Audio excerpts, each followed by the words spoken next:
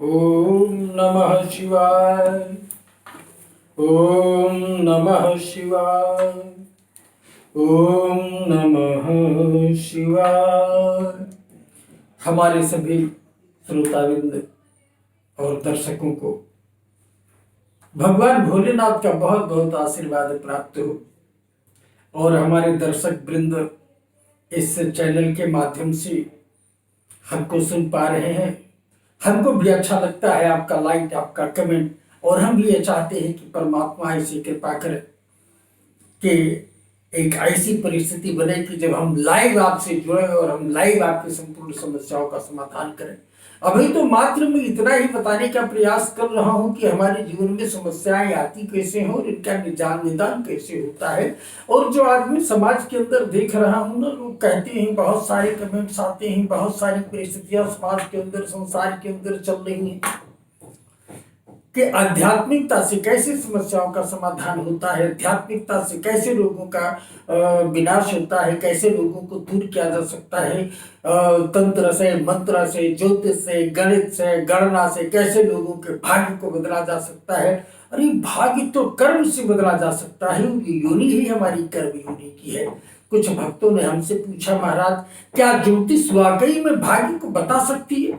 तो ये अपनी अपनी गणना होती है। हमने उसको जो परिभाषा दिया कि ज्योतिष अपने स्थान पर बिल्कुल सत्य है। ज्योतिष का अर्थ ही ये होता है, ज्योतिष का अर्थ होता है, ज्योतिष ये इंडिकेटर तुम्हारे जीवन में एक इंडिकेट करती है। ज्योतिष एक गणना है, ज्योतिष एक विज्ञान है, ज्योतिष एक शास्त्र है, ज्योतिष एक जीवन जीने का दिशा निर्देश देती है। ज्योतिष हमारे जीवन का दर्पण है, ज्योतिष मेरे जीवन का आईना है। जो मुझे, जब हम किसी ज्योतिषी के पास जाते हैं, जब हम किसी ज्ञानी के पास जाते हैं, किसी साधक के पास जाते हैं, तो वो अपना पंचांग खोलता है। आपके जन्म कुंडली के माध्यम से लोग कहते हैं ना, महाराज ज्योतिष के कितने अंग होते हैं? हम भी कभी कहते थे कि हम तो 13 अंगों से ज्योतिष देखते हैं। यानी हम कुंडली को भी देखते हैं, हस्तरेखा को भी देखते हैं, श्री अंगूठे को भी देखते हैं, मस्तिष्क रेखा को देखते हैं, पैर की रेखाओं को देखते हैं। ज्योतिष एक ऐसा विषय है कि तुम्हारी परछाई को देख करके भविष्य बताया जा सकता है, तुम्हारे चेहरे को देखकर भविष्य बताया जा सकता है, तुम्हारे बालों को देखकर भविष्य बताया जा सकता है, तुम्हारे वाणी से, तुम्हारे वॉइस से, तुम्हारी आवाज से तुम्हारा भविष्य बताया जा सकता है, तुम्हारे चलने से, तुम्हारे कर्म करने से तुम्हारा भविष्य बताया जा सकता है। आपका भविष्य तो आपके एक एक अंग में, एक एक स्थितियों में झलकता है। बस बताने की प्रक्रिया आपके पास होनी चाहिए, वो अदृश्य आंखें आपके पास भी होनी चाहिए। हम जिस ज्योतिष की वार्ता करते हैं, साधक जिस ज्योतिष की वार्ता करते हैं, उस ज्योतिष का तात्पर्य ये होता है कि ज्योति धर्म इस बराबर ज्योतिष।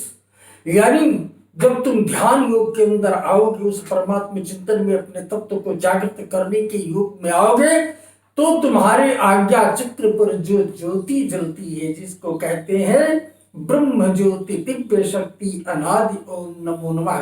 ज्योति स्वरूप में नारायण का चिंतन, ज्योति स्वरूप में प्रकाश पुंज का चिंतन, ज्योति स्वरूप में परमात्मा का चिंतन, ज्योति स्वरूप में अपनी ऊर्जा और उस एनर्जी का चिंतन। जब उस ज्योति स्वरूप परमात्मा का चिंतन आप अपने आज्ञा चक्र में करोगे, जिसको हम थर्ड आइज कहते हैं, सिक्स सेंस कहते हैं, तुम्हारी दिव्य दृष्टि यही से जागृत होती है। जब तुम अभ्यास करते हो, बार बार वहां से देखने का प्रयास करते हो, अपनी आंखों को बंद करके देखने का प्रयास करते हो, तब कहते हैं कि वो ईश की ज्योति जब तुम्हारे आज्ञा चक्र में जागृत होती है और आंख बंद जब तुम करते हो और किसी के विषय में चिंतन करते हो, उसके बारे में जानना चाहते हो, और उस प्रकाश पुंज में एक प्रकाश पुंज आपको दिखाई पड़ता है, और उस प्रकाश पुंज के अंदर जो आप सोच रहे हो वो चीजें आपको सामने से दिखाई पड़नी प्रारंभ हो जाती हैं। आप गुरु के बारे में सोचते हो, आपका गुरु आपके सामने दिखाई पड़ना शुरू हो जाता है। आप अपने इष्ट के बारे में सोचते हो, आपका इष्ट आपके बारे सामने दिखाई पड़ना प्रारंभ हो जाता है। आप किन्हीं घटनाओं के बारे में जानना चाहते हो और सोचते हो, तो आंख बंद करके वो चीजें आपके सामने आ जाती हैं। आप किसी के भविष्य के बारे में जानना चाहते हो, आंख बंद करके जब आप बैठोगे तो वो चीजें, उस घटनाएं आपके आंखों के सामने तैरना प्रारंभ हो जाती है। तब आप ये समझ जाना कि वो ईश की ज्योति तुम्हारे अंतःकरण में जागृत होकर के आपको प्रकृति के साथ जोड़ दिया है। और ज्योतिषी कोई भी भविष्यवाणी नहीं कर सकता है जब तक उसका इष्ट मजबूत नहीं होता है, जब तक उसका इष्ट प्रबल नहीं होता है, जब तक उसकी साधना प्रबल नहीं होती है। क्योंकि भविष्य दिखेगा क्या, भविष्य तो कुछ होता ही नहीं है भाई। भूतकाल तो बीत गया, उसका भी कोई वजूद नहीं। वर्तमान में हम चल रहे हैं, हम कल को भविष्य कह रहे हैं कि हम भविष्य देखेंगे, लेकिन कल कभी आता ही नहीं।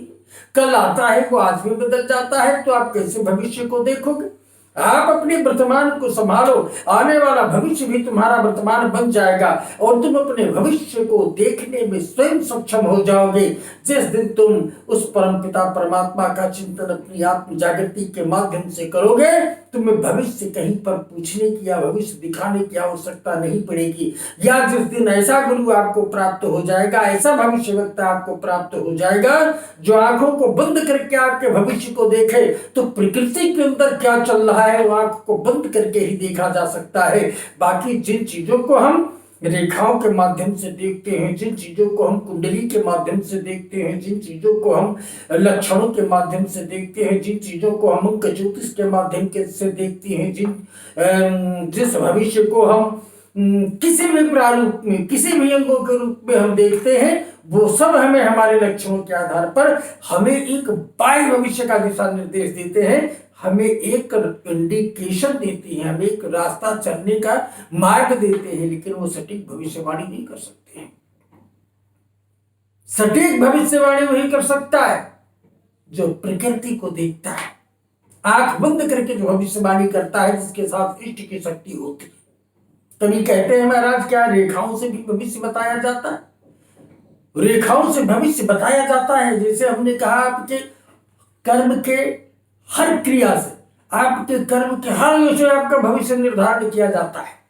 रेखाएं क्या हैं? कुछ लोग कहते हैं महाराज ये तो मुट्ठी बंद रहते हैं गर्भ में, इस कारण से ये लाइनें बन जाती हैं। नहीं, रेखाएं होती हैं। ये हमारे जो हाथ की अंगुलियां हैं, इनसे हम कर्म करते हैं, यही हमारे जीवन को निर्धारण करती है। क्योंकि अच्छे कर्म बुरे कर्म सब हम इन्हीं अंगुलियों, इन्हीं हाथों से करते हैं, इन्हीं हाथों से हम यश देते हैं, इन्हीं हाथों से पुण्य करते हैं, दान करते हैं, परमात्मा का चिंतन करते हैं।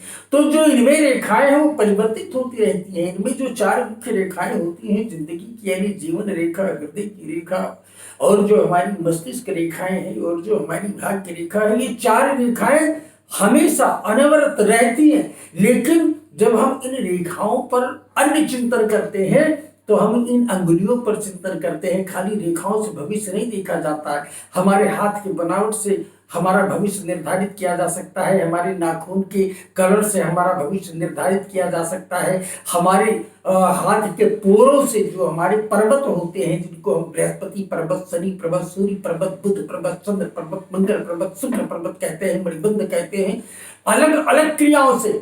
और इन्हीं रेखाओं के अंदर हमारे बिंदु होते हैं, क्रॉस होते हैं, क्रॉस बार होती हैं, स्टार होते हैं, त्रिशूल होते हैं, अन्य तमाम लक्षण होते हैं जो समय समय पर मिटते जाते हैं और समय समय पर वो बनते चले जाते हैं। तो जब हम किसी की रेखा देखते हैं, आपको पता है रामचरितमानस में नारद ने विश्व मोहिनी के हस्तरेखा को देखकर ही कहा था कि जोगी जटिल काम सकल अमंगल वेश, और यह का पति सर मिले पड़ी हस्ती हसरेख, यानी हस्त की रेखाओं में उस समय से भविष्य निर्धारण किया जा रहा था कि तुम्हारे जीवन में कैसी कैसी घटनाएं चलेगी। तो तुम्हारे रेखाओं में तुम्हारे जीवन की संपूर्ण घटनाएं नहीं तो होती है, तुम्हारे मस्तिष्क में तुम्हारे जीवन की संपूर्ण घटनाएं नहीं तो होती है, तुम्हारे वाणी में तुम्हारे जीवन की संपूर्ण घटनाएं नहीं तो होती हैं। तो ये सब तुम्हारे कर्म से बदलते चले जाते हैं, तुम्हारे ध्यान भाग्य से बदलते चले जाते हैं, तुम्हारे गुरु कृपा से बदलते चले जाते हैं। और तुम जीवन में यदि कुछ भी प्राप्त करना चाहो, एकदम संघर्ष का जीवन जी रहे हो,